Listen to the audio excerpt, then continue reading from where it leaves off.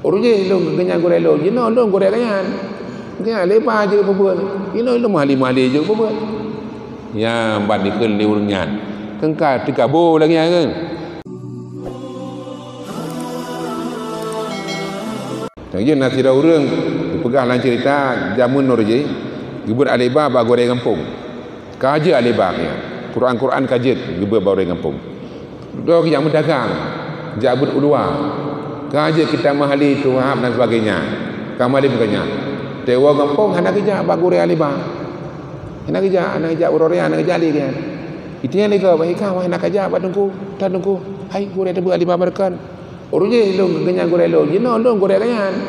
Kenyan lepas je apa buat. Je long mahli-mahli je apa buat. Ya ban dikeun li urang nyan. Kengka tikabo lagi kan. Ya ni kebetulan ada awak tayangnya ya pegah bak goreng kan aja dibuat bak goreng nyanci.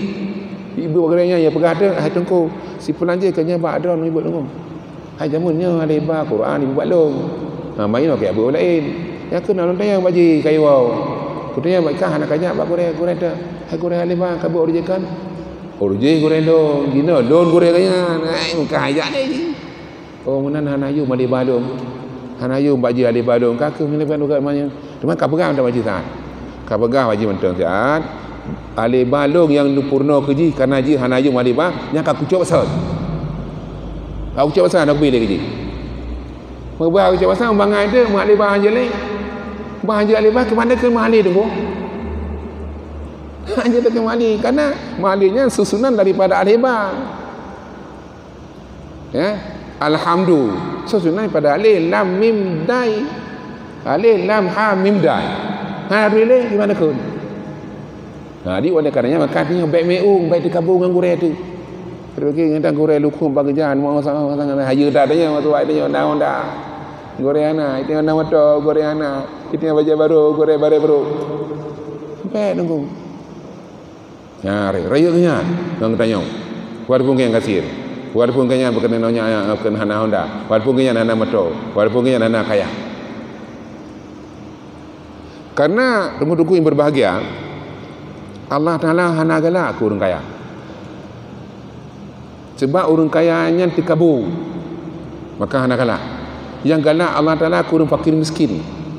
Yang galak karena orang fakir miskin hana dikabur je. Yang kerja orang fakir miskin kerja bantuan. Orang kaya nak pergi.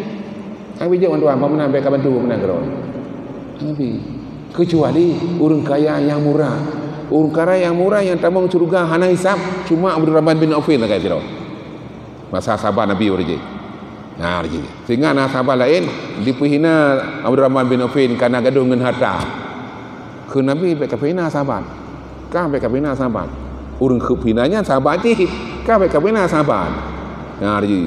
Walaupun kami tak apa yang jadi harga, ubai gunung Uhud kami tamu, kau nafkahkan hartanya untuk sampai derajat sahabat hantro kata. Hantro. Hai dia mesti tabiin. Iban tak betul rumah sahabat. Pulang dengan jenis buat ujungnya. Yang kau ujung lagi ikut-ikut buat ujung dah. Si adik kat kiamat. Tak betul dah buat sahabat kan ni. Ha Mari kan tanya cerita dak jadi ikutnya. Ka ikut-ikut ka ikut-ikut je ubun. Yang penting punya ikut-ikut baik ikut umi ya.